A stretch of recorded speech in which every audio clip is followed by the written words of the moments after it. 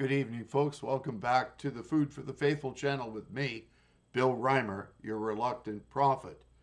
Tonight I have some words of encouragement and also words of warning. Tyranny must hide itself under a flag of false virtue. If it didn't, no one would accept the personal sacrifices it requires us to make. The cost it demands for our protection and alleged well-being will always come at the cost of our livelihoods, our privacy, and our bodily autonomy, which is why what has happened to Canada makes me ashamed to be Canadian. There is perhaps more I could have done to speak out against the increasing interference in our private lives from the government, but it wasn't until 2014, while I was still living in Norway, that I began to understand more fully the influence critical theory has had on the West. I couldn't stand the Borg-like need for conformity of opinion in Norway, so I asked my wife what she believed was behind it. She explained how critical theory had originated in the Frankfurt School of Cultural Marxism among sociologists who were seeking to rework communism for the modern time. Today, many of my family and friends support critical theory's concerted attack on the normality, morality, and ethics which had once defined the Canadian zeitgeist. This ideology is anti-human, anti-nuclear family, and anti-Christian to its postmodern core. So was it naivety, stupidity, or a lack of moral compass which had allowed my family and friends to accept these neo-Marxist lies?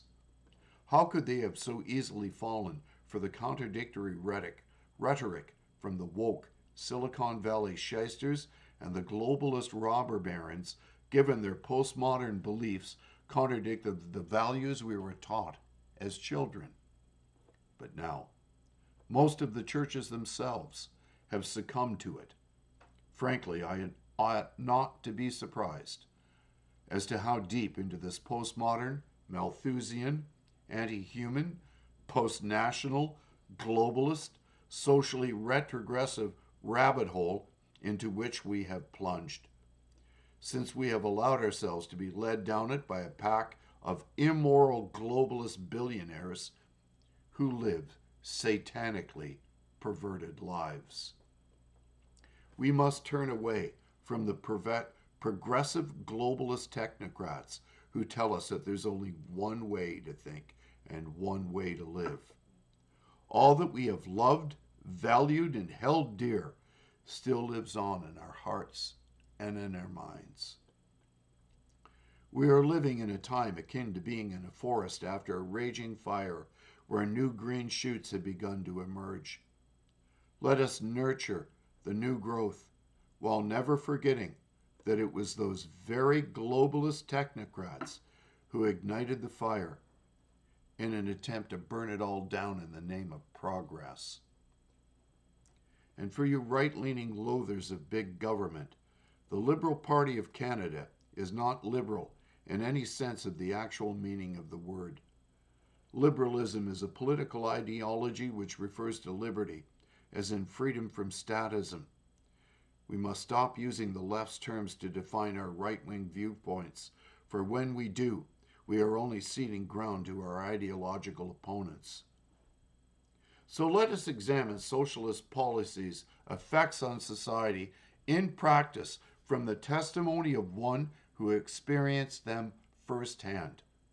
From an article in the Fraser Institute, published on May the 25th, 2024. Central Planning from the Inside, an interview with a Soviet-era economist. I provide the link.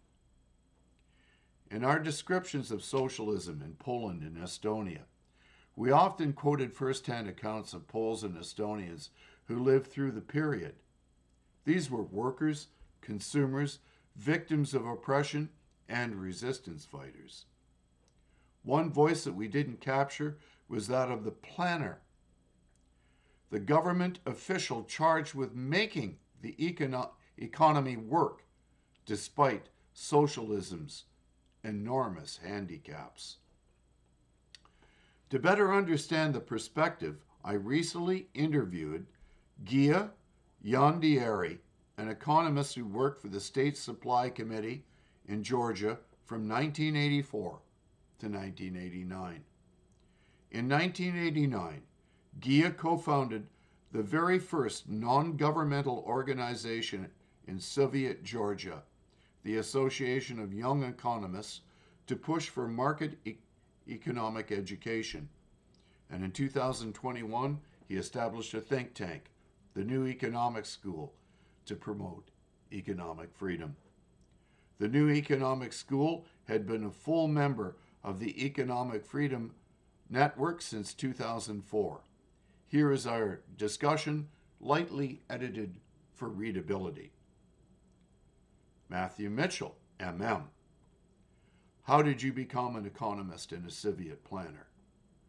Gia Jandieri, GM. It was accidental. In 1984, my mother worked at Gosnob, the State Supply Committee for the Central Planning Authority, and she offered to introduce me to her boss. At that time, I was only 23 years old and had graduated from the Georgian Polytechnical Institute. My knowledge of economics was mostly from life and family experience. My parents worked at a metallurgical plant. But as a student in 1979, I had had what I thought were a few strange discussions with a teacher of political economy. Like most teachers, he was no true believer in socialism. It was hard for anyone to believe at that time. But he was required to teach the propaganda. What surprised me was that he was willing to publicly agree with me about my suspicions that the system was failing and might even collapse. This was rare, and he was taking a risk. But it also inspired me. It is also important to note that he wanted to hide his hesitation about Marxism and the Soviet system, and he also wanted me to stop my questions and or stop attending his lectures, which was of course not allowed. I recalled he told me, either I report you or someone reports both of us for having prohibited discussions. When I finished my university study of engineering, I was already sure I wanted to be an economist. So when the opportunity arose in 1984 to work at the State Supply Committee, I seized it. MM. Tell us a little about the job of a planner. What were your responsibilities, and how did you go about doing them? GJ. Our department inside of Gosnob was responsible for monitoring the execution of agreements for production of goods and government orders. My task was to verify that the plans had been executed correctly, to find failures and problems, and to report to the higher authorities. This included reading lots of reports and visiting the factories and their warehouses for auditing. The Soviet economy had been in troublesome conditions since the 1970s. We, at the Gosnob, had plenty of information about the failures, but it wasn't useful. We knew that the quality of produced goods were very low, that any household good that was of usable quality was in deficit, and that the shortage encouraged people to buy on the black market through bribes. In reality, a bribe was a substitute for a market-determined price. People were interested in paying more than the official price for the goods they valued, and the bribe was a way for them to indicate that they valued it more than others. The process of planning was long. The government had to study demand, find resources and production capacities, create long-run production and supply plans, compare these to political priorities, and get approval for general plans at the Communist Party meetings. Then the general plans needed to be converted to practical production and supply plans with figures about resources, finances, material, and labor, particular suppliers, transportation capacities, etc. After this, we began the process of connecting factories and suppliers to one another, organizing transportation, arranging warehousing, and lining up retail shops. The final stage of the planning process was to send the participating parties their own particular plans and supply contracts. These were obligatory government orders.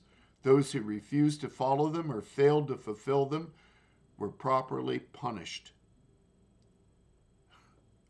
The production factories had no right or resources to produce any other goods or services than those described in the supply contract and production plans they received from the authorities. Funny enough, though, government officials could demand that they produce more goods than what was indicated in the plans. What made your job difficult?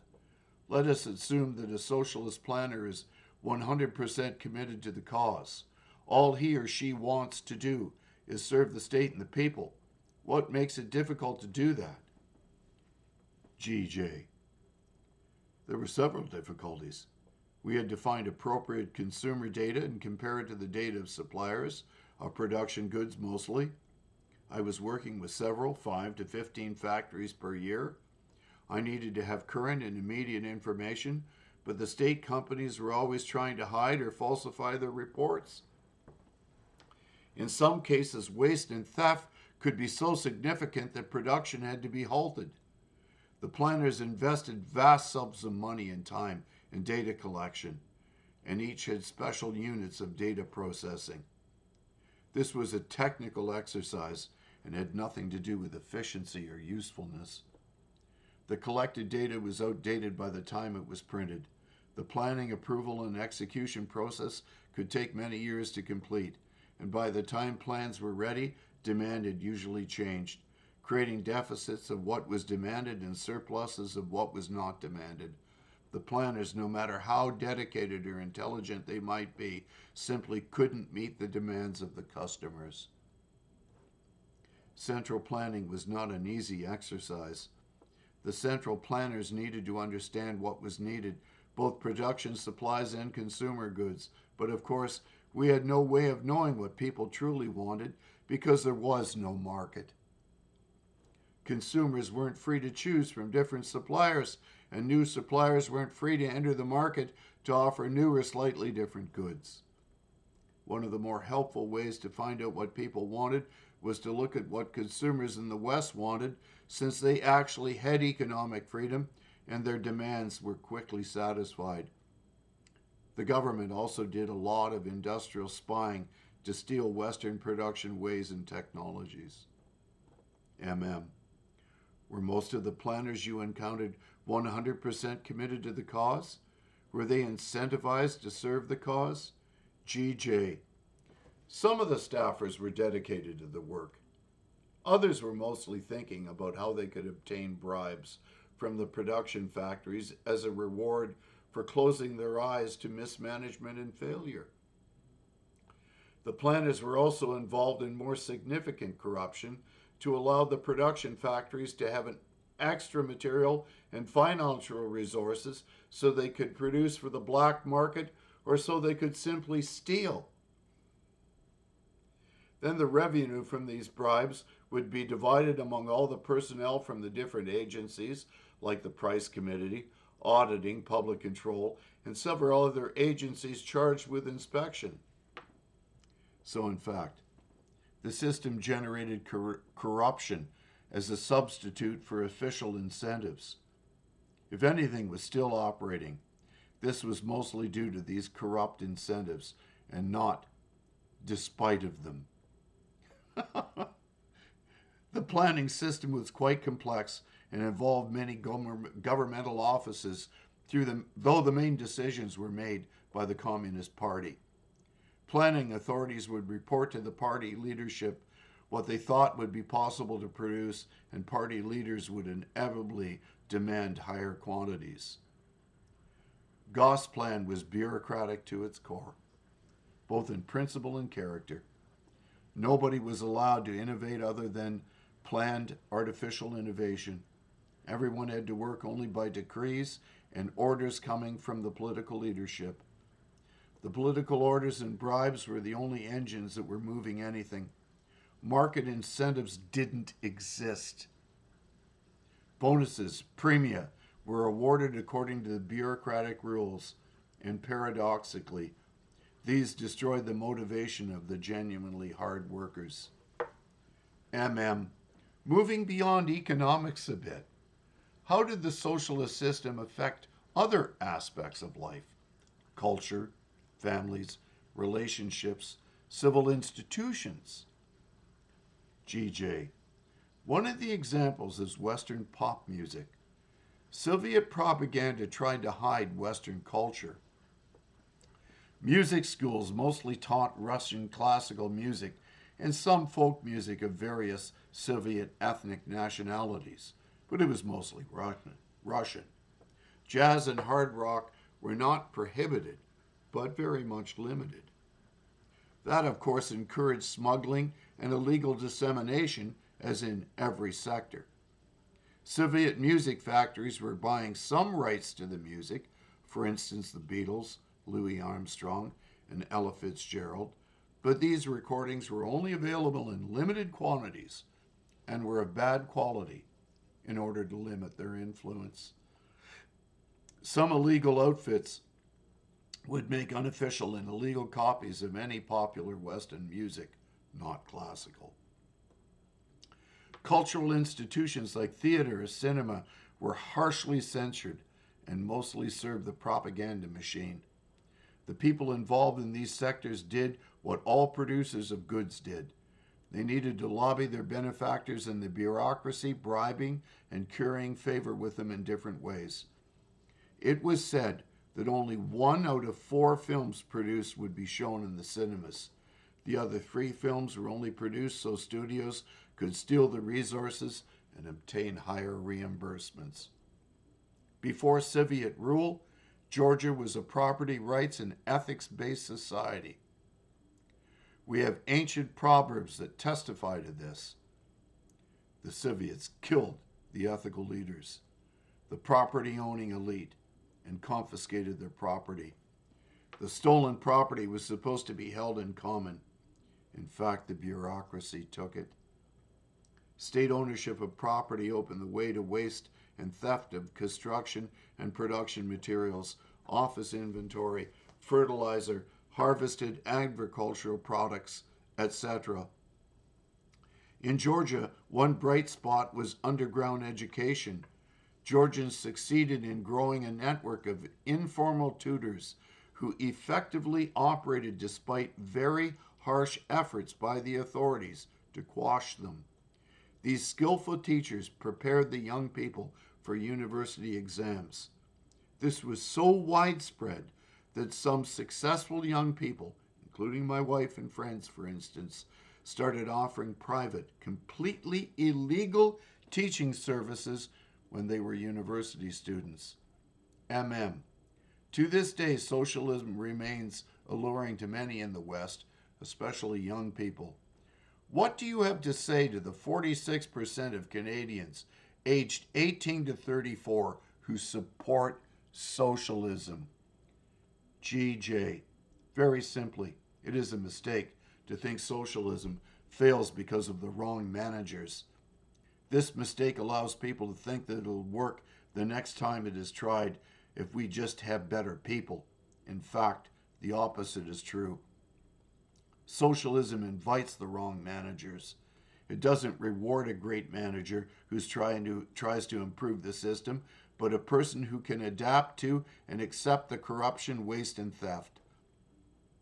Socialism also encourages corruption. When more resources are in the control of politicians than the bureaucracy, there is more favoritism, privilege, and discrimination. Jobs and business opportunities are based on privilege rather than market competition. This means naive people will always be cheated by brazen liars and manipulators. Poor people are told that the state is under their control, but in fact the bureaucracy and political hierarchy control everything.